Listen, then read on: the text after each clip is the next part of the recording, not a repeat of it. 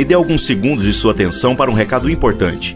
Estamos promovendo nos dias 21 a 23 de agosto uma conferência diferente. Não queremos falar sobre sucesso ministerial, queremos falar sobre nós. O tema de nossa primeira conferência, promovida pela Igreja Manifesto, é Sobrevivendo ao Ministério. Um tempo para debatermos sobre o quanto somos afetados em nossa saúde emocional e física ao lutarmos da maneira correta pelo Evangelho de Jesus. Saiba mais e inscreva-se em nosso site. Vagas limitadas. Vamos lá. Abra sua Bíblia. Mateus capítulo 10. A partir do verso 32.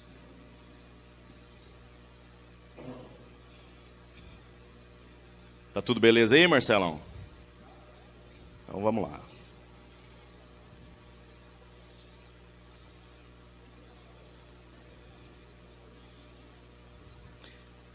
Mateus capítulo 10, a partir do verso 32. Esse texto fala sobre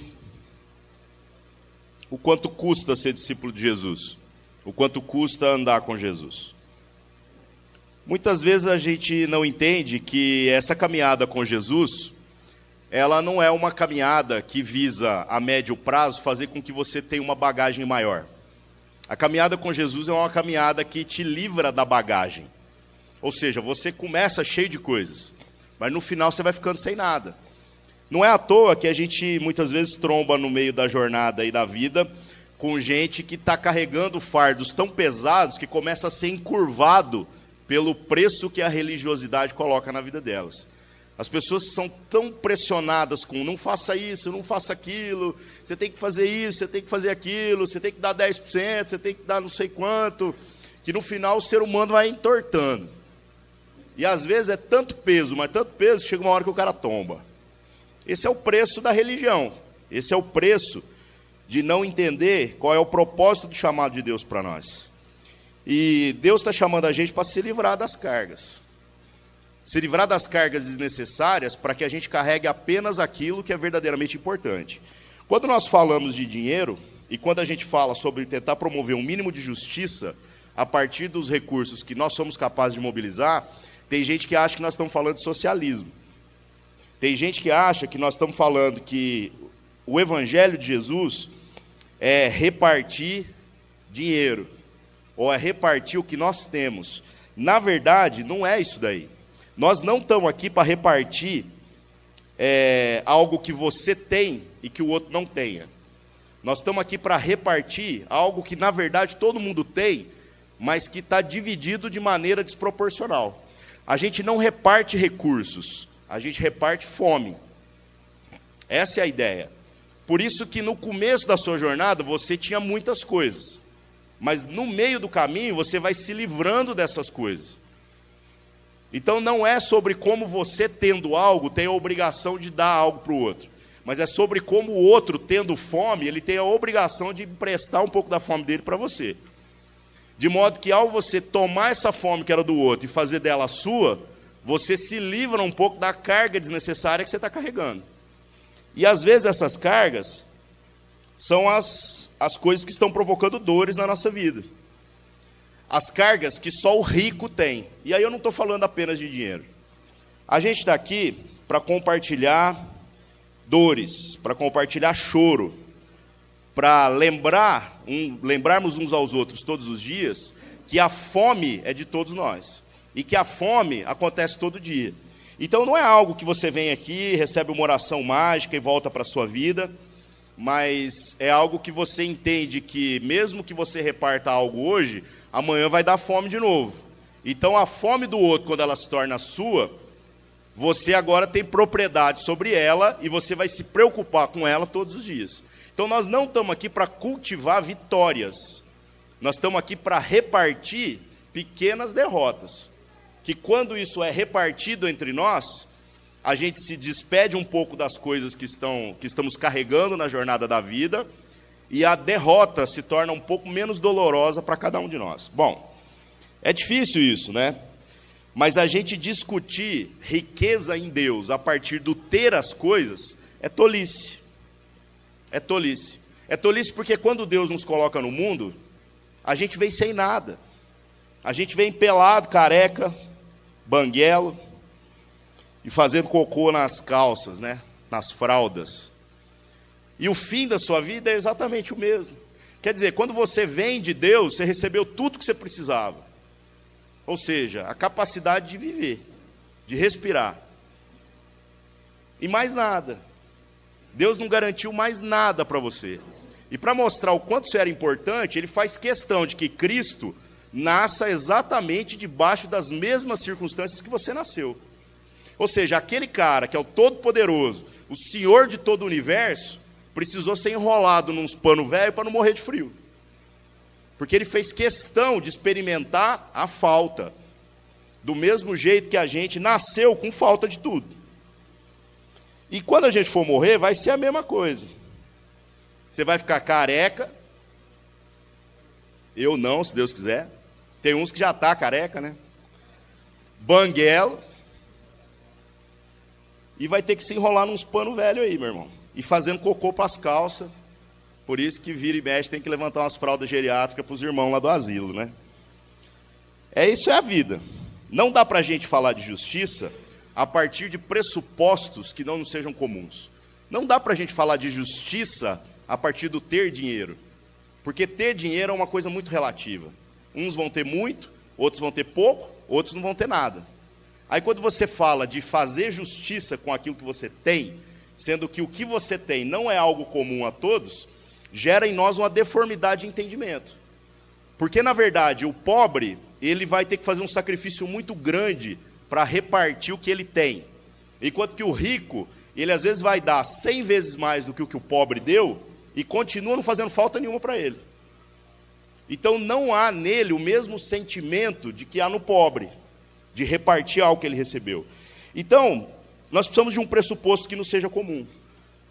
Por isso nós estamos aqui para repartir falta, para a gente repartir a consciência do quanto nós somos carentes. Para pensar um pouquinho. Se todas as bagagens religiosas que as experiências humanas colocaram na vida da humanidade tivessem verdadeiramente o poder de transformar a vida das pessoas, por que então que as pessoas continuam, mesmo escolhendo uma religião e abraçando ela com unhas e dentes, elas continuam patinando em aspectos morais tão básicos? Já percebeu isso? Toda religião tem esse pacote. O cara, às vezes, ele não tinha religião nenhuma, e ele abraça uma religião, aí falam assim, agora ele se tornou uma pessoa melhor. Melhor em quê? Defenda esse ponto de vista. E aí você fala assim, ele roubava, não rouba mais. Mas ele não rouba mais, mas continua mentindo. Ou então ele mentia e não mente mais, mas aí agora ele continua sendo um homem violento. Ou ele era um homem violento e não é mais, mas ele continua sendo fofoqueiro. Quer dizer, é como se a gente tivesse no pacote das religiões um monte de cargas que representam melhoras de prática moral, mas que não se traduz de uma forma consistente, de modo a você olhar para a vida do religioso e dizer assim, este é o caminho de Deus. Deus realmente está naquilo lá. Por que isso? Porque, mais uma vez, a gente entende religião sobre o conjunto de coisas que você coloca na sua mochila e faz disso uma bagagem para que você possa alcançar Deus. E isso é tolice. Isso, na verdade, é algo que não acontece.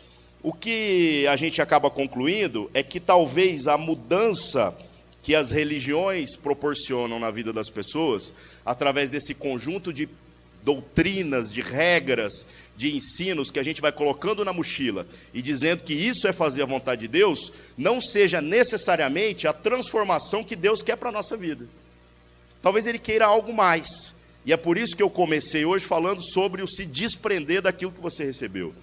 O propósito dessa mensagem não é que no final você esteja cheio de uma palavra para você guardar mais uma no seu conjunto de doutrinas, mas é para que você saia daqui disposto a repartir aquilo que você ainda tem, para que a fome não seja comum, para que a gente possa, diante de todos os homens, se enxergar como iguais agora, olhar para o outro e falar assim, você está sofrendo e eu estou aqui para sofrer com você.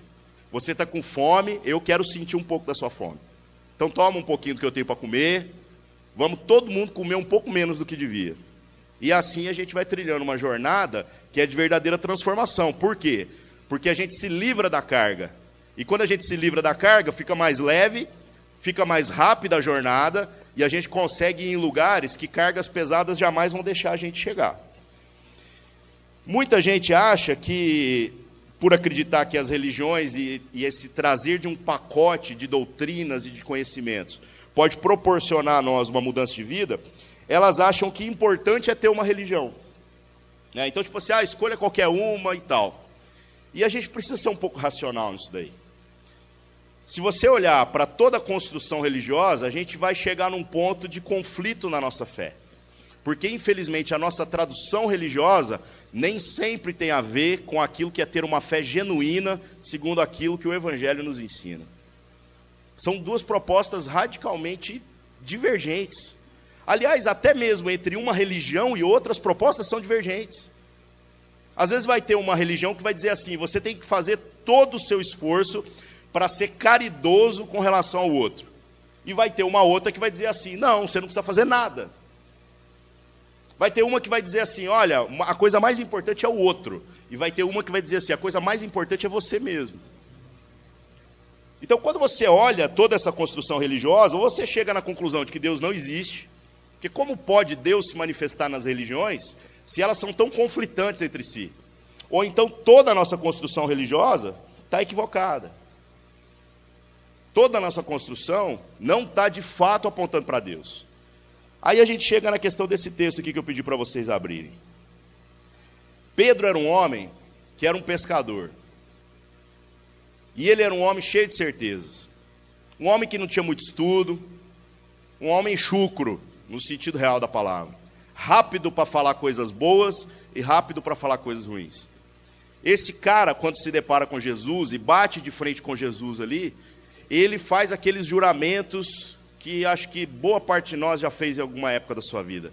De dizer assim, Jesus, eu vou com você até o final. E até quando Jesus está à beira da crucificação, ele está às vésperas de passar por toda aquela tortura, por toda aquela situação de constrangimento, Pedro é o boca dura que fala mais do que devia e fala para Jesus assim, olha, ainda que todo mundo te abandone, eu não vou te abandonar. Pode contar comigo, porque é brother, velho. Que não fura não, viu? Tiver passando alguma treta aí, pode contar comigo, Jesus. E Jesus conta aquela história que você deve conhecer, né? Que ele diz assim, ô Pedro, antes do galo cantar, velho, você vai me negar 3 vezes. E aí Pedro fala, eu? Que é isso, Senhor? Tá por fora. Que é Corinthians, né, velho? Não vou dar para trás. E deu para trás. Aconteceu o que aconteceu. Com relação a essa circunstância, olha o que esse texto diz. Mateus 10, 32. Ele não está falando para Pedro, viu? Mas olha o ensino de Jesus a respeito de negar o testemunho de Cristo. Verso 32. Portanto, todo aquele que me confessar diante dos homens, também eu o confessarei diante de meu Pai, que está nos céus. Mas qualquer que me negar diante dos homens, também eu o negarei diante de meu Pai que está nos céus. Não penseis que eu vim trazer paz à terra. Eu não vim trazer paz, mas espada.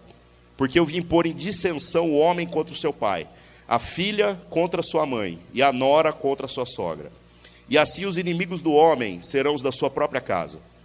Quem ama o pai ou a mãe mais do que a mim, não é digno de mim. E quem ama o filho ou a filha mais do que a mim, não é digno de mim.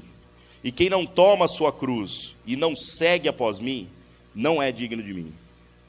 Esse texto é um texto extremamente pesado para todos nós que, assim como Pedro, diante dessa proposta revolucionária do Evangelho, de abandonar as nossas velhas cargas, repartir as dores e entender que nós não estamos aqui colocando mais um monte de mandamento nas costas, mas a gente está aqui agora para socializar a dor, o sentir, o se preocupar com o outro, fazer com que o problema do outro passe a ser seu, mas é uma situação onde nós passamos constantemente, todos nós. Por quê? Porque nas nossas atitudes nós negamos Cristo. Nós negamos Cristo. O capítulo 3 de Mateus fala sobre o ensino do batismo. E até a temática central que eu quero abordar nessa noite é o que o batismo representa como confissão pública. O batismo é apresentado no Novo Testamento através da figura de um homem chamado João Batista. João Batista aparece no meio do povo e começa a gritar. E diz assim: se arrependam dos seus pecados, porque está para chegar um cara aí que vai virar essa situação de cabeça para baixo. Está para vir o Messias, está para vir o enviado de Deus. E aí os homens saíam ali do seu conforto e batiam de frente com essa palavra, e eles iam até João Batista e falavam assim: espera aí, se o Messias está chegando, o que eu tenho que fazer? Essa é a ótica da religião. A ótica da religião é, ao se deparar com o homem de Deus, você perguntar assim: o que é que eu tenho que fazer a mais para que eu possa agradar a Deus? E João Batista traz um ensino muito simples, um ensino terrivelmente simples. Ele diz assim: arrependa-se dos seus pecados e você seja batizado aqui agora. Quando você toma banho, você não leva a limpeza com você, você deixa a sujeira na água. Você consegue entender isso? Não é a limpeza que estava na água que passa para você, é a sujeira que estava em você que passa para a água. É exatamente essa simbologia, de que ao passar por aquele processo, a carga que estava sobre os seus ombros não precisa estar mais. E ele traz, então, a primeira noção que a gente vai encontrar nos evangelhos do que é o batismo, que é uma pessoa que se depara com uma proposta religiosa agora, de mudança, e que significa um nascimento, um novo nascimento, mas dentro de uma ótica que muitas vezes talvez você não parou para pensar. Nascer de novo não é necessariamente o foco mais importante. O foco mais importante, baseado no último versículo que a gente leu aqui desse Mateus capítulo 10, é entender que para nascer de novo, você precisa morrer primeiro. A nova vida não é um recomeço. A nova vida é entender que do jeito que eu vivi daqui para trás, eu não devo viver mais. Agora, o batismo de João, ele tinha um pequeno problema. Ele era um batismo de sinalização. Os homens pecavam, procuravam João, demonstravam arrependimento e ele batizava. Só que o cara voltava para a vida dele. O cara voltava para a velha prática. E depois ele procurava João de novo. Então está vendo como aquilo que era para ser uma ferramenta de libertação se torna em mais uma construção religiosa? Mais uma prática que coloca algo na bagagem? E aí João fala a respeito de Cristo. Ele diz assim, ó, daqui um pouco vai chegar um cara aí que ele não vai batizar com água igual eu estou batizando. Ele é mais poderoso do que eu. Eu não sou digno de amarrar o tênis dele. Porque esse cara é o cara. Ele vai batizar vocês com o Espírito Santo e com fogo. E aí muda completamente a maneira de se ver o batismo. João tretava com aqueles caras que estavam procurando mais uma experiência religiosa, porque ele dizia assim: vocês, raça de víboras, produzam frutos dignos de arrependimento, porque vocês vêm aqui, se batizam e voltam para a velha vida.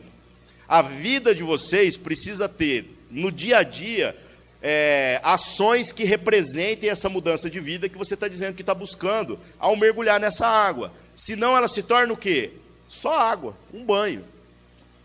E a religião, mais uma vez, entra em cena. A gente começa, então, a olhar para aquilo que é um ensino. Jesus aparece. Jesus é batizado por João. João acha isso um absurdo. Fala, peraí. E eu tenho que ser batizado por você? Tipo, você é Deus, velho.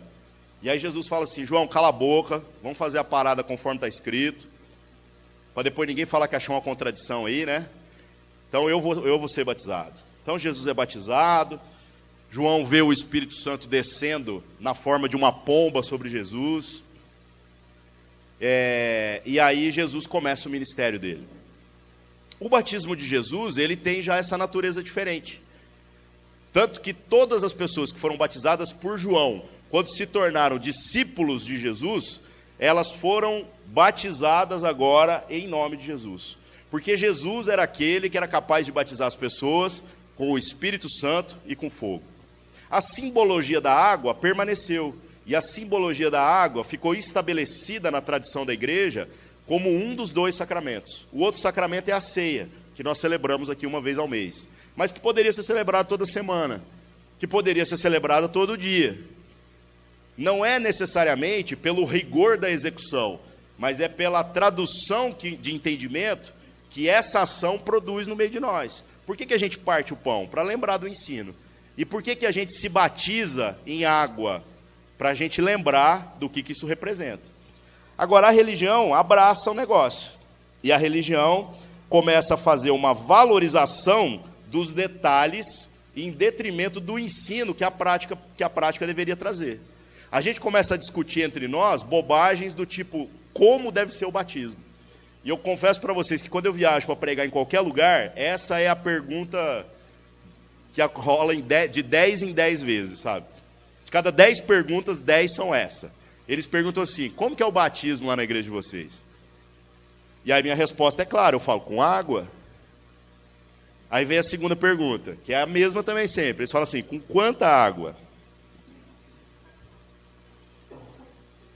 Aí eu falo para eles, ó, se for no deserto, é com pouca água. Se for em São Paulo, é com pouca água. Né? Mas se for em Manaus, é com muita água. Falo, tanto de água que você tiver, eu te batizo, velho.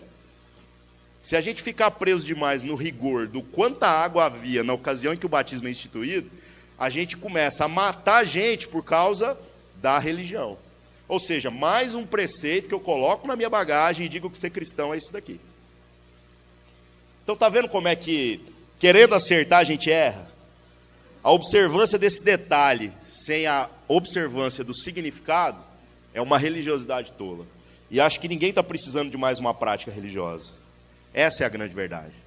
Mas voltando no batismo de Jesus. Jesus, então, traz aos seus discípulos uma nova visão da vida. Ele diz assim, eu tenho chamado vocês para agora serem filhos de Deus, filhos do Altíssimo, serem perfeitos como o Pai é perfeito. E em cima dessa promessa, ele apresenta a água. A água não é mágica, tanto que a Escritura diz que o próprio Jesus mal batizava as pessoas. Ele punha os discípulos para fazer o serviço. E os discípulos iam lá e faziam o batismo em nome do Pai, do Filho e do Espírito Santo. Agora, lembra que João falou que ele batizaria com o Espírito e com fogo? Mais uma vez, a religiosidade começa a criar doutrinas em cima disso daí e colocar mais um fardo nas nossas costas para a gente carregar. Muita gente quer determinar na vida do cristão o que é ser batizado com o Espírito Santo. E a gente começa, então, a criar um caminho para afirmar que ser batizado com o Espírito Santo é ser assim ou ser assado. E isso é muito problemático, irmãos. Porque o Espírito Santo é o Espírito de Deus. Isso é fato. Mas se nós cremos que a salvação é pela graça, como pode algo que você faz com a força do seu braço te dar o poder de receber algo que, na verdade, você não pode comprar? Se é por graça, então não é por competência. Se é por graça, não é pelo que você faz.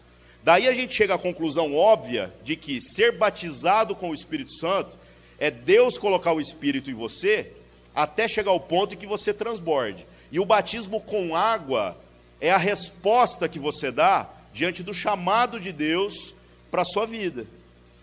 Ou seja, não foi você que quis Deus, foi Deus que quis você primeiro. E é por isso que quando você tenta viver a sua vida segundo o fardo da religiosidade, ou você tenta viver a sua vida fingindo que Deus não existe, você se sente irremediavelmente atraído a Deus, de modo que você fala assim, velho, eu não presto para mais nada nessa vida.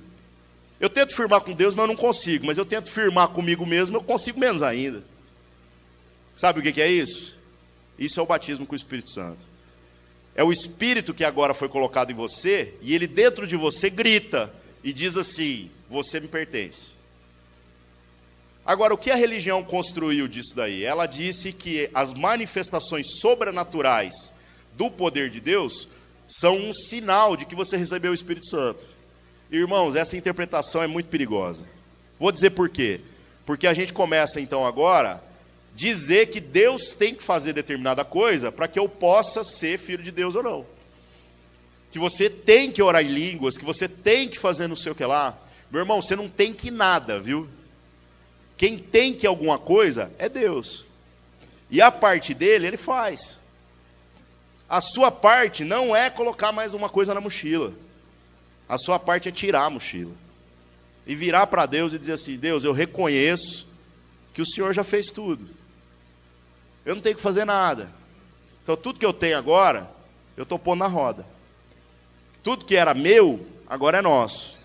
A minha fome, a minha tristeza, as minhas angústias. Então vamos socializar essa parada aí. E dói, né, irmãos? João Batista também falou que Jesus batizaria com fogo. E mais uma vez a gente vê uma interpretação às vezes um pouco perigosa do que isso representa. E a gente canta isso nas nossas músicas, né? Aquelas músicas tipo incendeia, Senhor, a sua igreja, né? Incendeia, Senhor, a sua noiva. Irmãos, eu não estou aqui também defendendo um puritanismo extremo das letras, porque se a gente não tiver um pouquinho de licença poética, nós não cantamos nada. Então vamos cantar só salmos aqui. E ainda vai ter uns caras que vão achar umas paradas meio complicadas em salmos. Ué, já teve tantos reformadores que queriam tirar uns livros da Bíblia porque achava pesado. Por exemplo, Cantares. Sabia dessa? Os reformadores tinham uns caras que queriam tirar Cantares da Bíblia por causa do conteúdo erótico. Aí a Bíblia que você carrega aí na sua mão teve a linguagem um pouquinho amenizada e ainda assim continua erótico demais. Onde você lê umbigo no livro de Cantares, não é umbigo, viu, irmãos? É vagina. Relê o capítulo 7, 9, não estou ligado. E depois conta para mim se mudou a sua experiência com o texto. Você vai ver o tanto que é pesado, cara. Então você está vendo como é que é difícil às vezes aceitar a situação? Então não é um rigor teológico muito forte para a gente cantar música, porque senão a gente não canta nada. Senão acaba o louvor aqui. E aliás, Lutero queria tirar o louvor do culto. Porque fica assim, não, a palavra não é a parte mais importante, então vamos arrancar o louvor. Dureza, né? Bom, ele perdeu essa luta. E o louvor permanece. Voltando ao significado do que essa palavra representa. O fogo, ao longo de toda a Escritura, ele basicamente tem dois significados. Ou ele significa destruição, ou ele significa purificação. Então, quando você ora dizendo assim, Deus manda fogo, eu não oraria esse negócio nem a pau, velho. Porque se tem uma coisa que eu não quero na minha vida, é fogo. Porque a purificação que o fogo representa não é uma purificação gostosa, é uma purificação pela destruição. E você vê isso no Novo Testamento em algumas ocasiões. Vocês lembram de um irmão, eu não lembro em qual livro, que Paulo fala assim, ó, nós vamos entregar o irmão para Satanás, para a destruição do corpo, com o fim de salvação da alma. Você fala, peraí, velho, o que Paulo está falando? Paulo está falando assim, ó, ele tem um cara que ele tem certeza que esse cara é um cara de Deus. Mas a prática desse cara está longe daquilo que é a prática de um cristão de verdade. E aí, como Paulo vê que ele chegou assim já quase nas mais densas trevas, Paulo fala assim, ó, agora eu oro para esse irmão aí ser destruído por Deus. Para Deus mandar fogo mesmo. Porque pela destruição do corpo, Deus ainda salva a alma. Eu não sei o que Paulo sabia para ele falar isso, né? Então não fale essa besteira por aí, viu, irmãos? Porque você não tem o conhecimento que Paulo teve naquela ocasião para poder mandar alguém para o quinto dos infernos, né? Ou melhor, para o céu, né? Só o corpo que foi para a destruição. Mas a gente precisa entender que essa é a vocação do Evangelho para nós. O batismo que todos nós temos que passar é um batismo de purificação.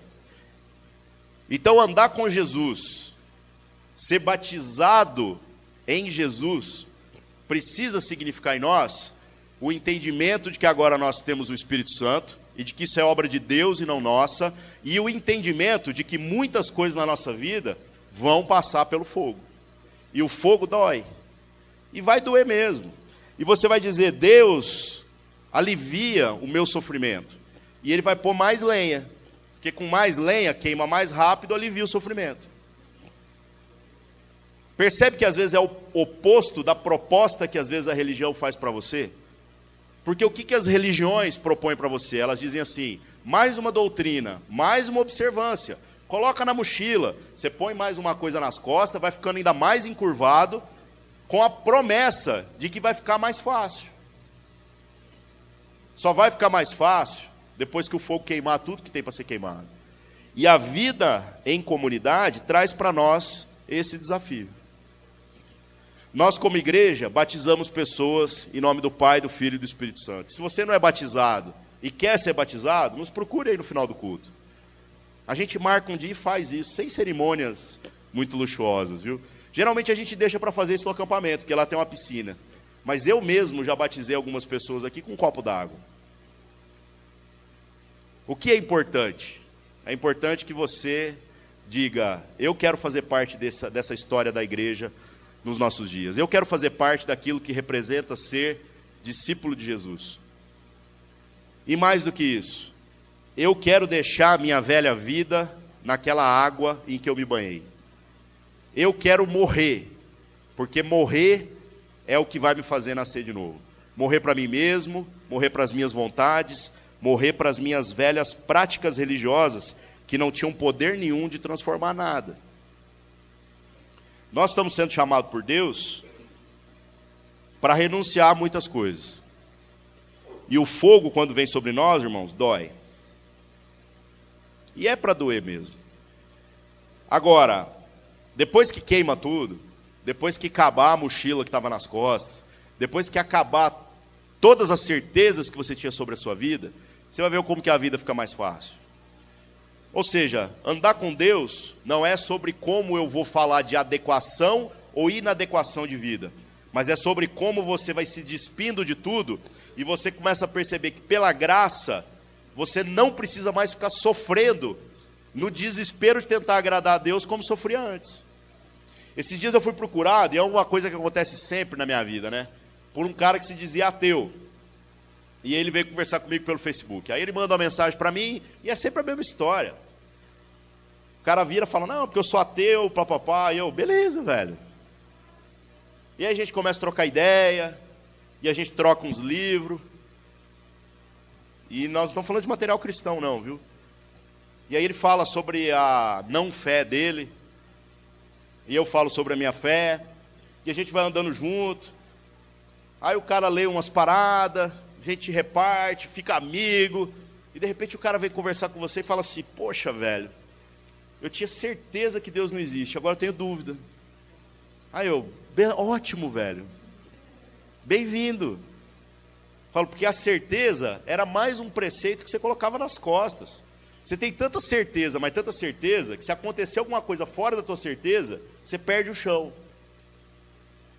E você não faz ideia do privilégio que é ser amigo de gente cheia de certeza e vendo essas pessoas perdendo as certezas dela ao longo da vida. É para isso que Deus está nos chamando. Para que a gente possa renunciar às nossas certezas e começar a discernir o que é a verdade de Deus que pode se manifestar através de nós para alcançar a vida do outro. Isso faz com que a gente se torne, primeiro, misericordioso. Porque da mesma maneira que não é pela minha competência, agora eu posso olhar para o outro e entender que não é pela competência dele. Isso é um batismo que se traduz numa prática que glorifica a Deus. E não mais uma prática religiosa na qual você toma um banho e que na verdade depois você volta para a velha vida que você sempre teve. Quando eu fui me batizar, e faz muitos anos isso, eu me lembro que eu criei uma ideia assim, de que eu falei assim, não, agora que eu batizar, eu não vou pecar mais, velho. Eu falei, eu nunca mais vou ver pornografia depois que eu me batizar. Acho que durou umas 12 horas essa minha promessa.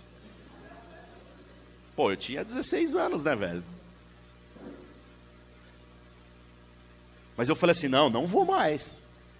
E eu não consegui sustentar. Imagina a decepção que isso gerou em mim. Eu comecei a entrar em crise, eu falei, pô, como que eu vou falar de Jesus para alguém, sendo que eu estou patinando numa coisa tão óbvia? E sendo que o batismo tinha como prerrogativa na minha vida, fazer exatamente o oposto. Não era para colocar em mim mais um peso, para que agora eu vivesse mal diante de Deus e mentindo diante dos homens. Mas era para que trouxesse em mim uma transformação de entendimento. Uma transformação de entendimento que gerasse em mim duas ideias. A primeira é de que Deus colocou o Espírito Santo dele em mim. É por isso que eu o desejo. Porque ele me leva a desejá-lo. Eu não consigo viver de outra forma. E a segunda ideia é a de que eu agora manifesto publicamente a minha fé, responder ao chamado que Deus colocou na minha vida. Então Deus me amou e agora eu quero demonstrar para toda a humanidade que eu também o amo. Então eu passo pela água. Isso não é um pacote religioso. Isso agora é a consciência de que eu morri para o velho homem que eu era. E agora eu sou um novo homem. Falar, e esse novo homem agora não tem mais vontade de ver pornografia? Lógico que tem. Só que esse novo homem não é corrompido pelo pecado e pelo poder que o pecado tem de escravizar a gente. Esse novo homem agora, quando ele é levado a pecar, sabe o que ele faz? Ele procura os da família da fé e fala assim, velho, eu preciso confessar o meu pecado. E aí ele confessa o seu pecado, bola para frente, a gente vai ajudando uns aos outros. Até que vira o irmão e fala assim, irmão, eu vou te ajudar. Você vê pornografia onde? No celular? Beleza, dá aqui seu celular. Aí cata o celular e... É no seu computador? Está confiscado agora. Bom, isso é um exagero, tá, irmãos? Mas é a gente começar a ajudar uns aos outros. Tem gente que vai precisar, por conta dos abusos, por conta até do vício que isso se tornou, de terapia. E nós estamos aqui para tratar essas questões mesmo. O velho homem, sabe o que ele fazia? Ele se escondia e ele ocultava o seu pecado. O novo homem gerado em nós, a semelhança de Cristo, ele não tem problema com o pecado. Porque o pecado já foi pago na cruz. Então, se a consequência do pecado já não tem mais o poder de gerar morte em nós, por que a gente se envergonha do pecado a ponto de não colocar isso na roda para que isso possa ser tratado? Porque se tem uma coisa que nós temos de comum aqui nessa noite, em todas as pessoas que estão aqui reunidas, é a capacidade de pecar. E a própria Escritura diz que se alguém aqui disser que não peca, é mentiroso. É isso que nós temos que socializar. A transparência de uma vida que agora reconhece quem Deus é e quem nós estamos sendo chamados para ser. É isso que nós vamos colocar na roda. Mais do que dinheiro, mais do que trabalho para fazer obra social ou para desempenhar ministério. Nós vamos colocar as nossas dores. E você vai experimentar de algo renovador na sua vida. Você vai experimentar do privilégio de, colocando essas cargas desnecessárias, esse peso que a religiosidade provocou em você, no meio da comunhão, da possibilidade agora de não mais sofrer da maneira que você sofria antes. Nós podemos te ajudar, meu amigo. E não é só com esse problema não, é com muitos. Alguns problemas a gente pode tomar ações práticas. Para outros problemas nós vamos chorar junto. A gente vai se abraçar e vai chorar junto. E vamos chorar junto todos os dias. É a consciência de que a vida comunitária é a coisa mais importante que pode acontecer na nossa jornada. E isso implica em renunciar ao seu interesse individual. Porque o seu interesse individual colocou um monte de preceito na mochila e isso apenas provocou deformidade na sua vida. Jesus é aquele que diz, então, vão e façam discípulos de todas as nações, batizando-os em nome do Pai, do Filho e do Espírito Santo. E em outra passagem ele diz, quem crer e for batizado será salvo, mas quem não crer será condenado. Nós não estamos aqui com a pretensão de ficar dando banho em gente de todas as nações. E de dizer que quem não passou pela água não vai ter parte com o reino de Deus. Nós estamos aqui para dizer que essa simbologia precisa ser traduzida em algo mais. Em uma vida agora que reconhece o quanto Deus é bom e o quanto nós não somos. O quanto que o caminho de Deus é mais simples do que a religião muitas vezes colocou. E sobre o quanto que é desafiador para nós experimentar do Espírito Santo e de fogo todos os dias da nossa vida. Esse batismo precisa ser visto em nós, porque senão nós vamos fazer igualzinho Pedro fez. A gente na nossa prática religiosa vai dizer para todo mundo assim, não, eu sou de Jesus, eu pertenço a Jesus, eu uso camisa de Jesus, eu uso tênis gospel, eu ouço música gospel, vou em show gospel, mas depois na prática, você nega Jesus. E não é só 3 vezes não, é muito mais. Então que isso não seja algo normal na nossa vida. Que o seu pecado possa incomodar mais a você mesmo do que o pecado do outro te incomoda. Que a gente pare de começar a condenar os outros porque eles pecam diferente daquilo que a gente peca. E que a gente possa transformar a vida comunitária e um lugar onde a gente pode colocar os nossos pecados na roda mesmo, para a gente se ajudar. Esse é o batismo que é traduzido numa transformação de vida. Nós falamos sobre pequenos grupos aqui no começo do culto. Irmãos, não é uma metodologia de crescimento. Nossos grupos não tem 12, a gente não quer que você seja um líder de célula, tá? Não é essa a ideia. Nós queremos viver junto. Tem grupo, às vezes tem 4 pessoas, tem grupo que tem 18. E está tudo certo. A gente tem até medo de uma multiplicação um pouco acelerada. Porque câncer também é celular, também multiplica pra caramba e nem por isso é saudável. Nós queremos viver junto. E é isso que a gente está chamando vocês para fazer. Então, em nome de Jesus, se há alguém aqui que gostaria de passar pela água como simbologia de que reconhece que Deus fez tudo e compete a nós agora se despir um pouco da nossa carga religiosa, nos procure depois, irmãos. Nós precisamos batizar você, nós precisamos confessar diante dos homens o quanto Deus é bom e o quanto é um privilégio fazer parte dessa família através dessa ação tão simples, que é experimentar da água. Agora, se você já passou por esse processo e está patinando aí na dificuldade de ter uma vida coerente com aquilo que o Evangelho fala, então que nesse momento a gente possa orar e você colocar a sua vida diante de Deus. E que você possa se lembrar do que representa ter uma nova vida em Deus agora. Para que o Evangelho não seja envergonhado pelas nossas práticas religiosas. Para que a gente aprenda a renunciar às nossas certezas e renunciar a todas as coisas que a gente colocou nesse pacote que nem sempre são segundo a vontade de Deus. Amém? Vamos orar então. Senhor nosso Deus, nós pedimos perdão pelos nossos pecados. Pedimos perdão pela dureza do nosso coração. Pedimos perdão porque o Senhor é bom e nós nem sempre somos, Pai. Se há alguma bondade em nós, é porque o Senhor nos emprestou da sua graça. Se há generosidade em nós, é porque a sua generosidade se manifesta através de nós, Pai.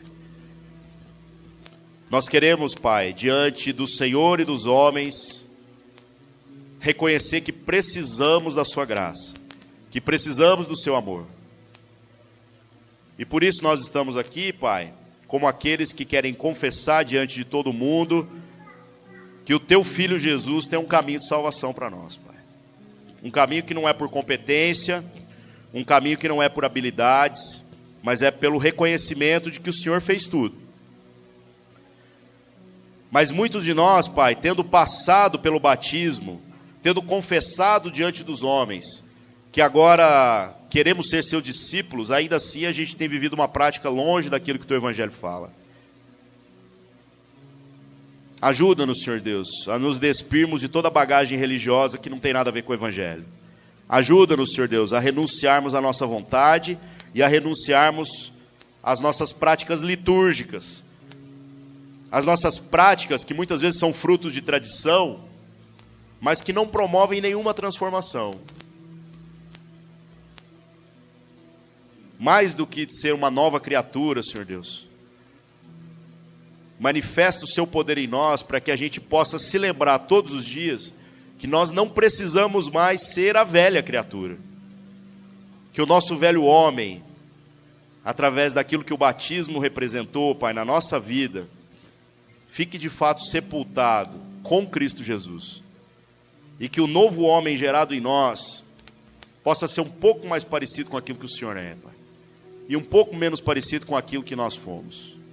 Ajuda-nos, Pai, a renunciar à nossa privacidade, para que a gente possa, na vida comunitária, na reunião de pequenos grupos, repartir um pouco as dores. O Senhor tem curado a minha vida, Pai. O Senhor tem curado a vida de muitos irmãos através desse convívio. Continua a boa obra que tem começado, Pai. Nós te agradecemos por tudo isso. Em nome de Jesus, amém. Amém.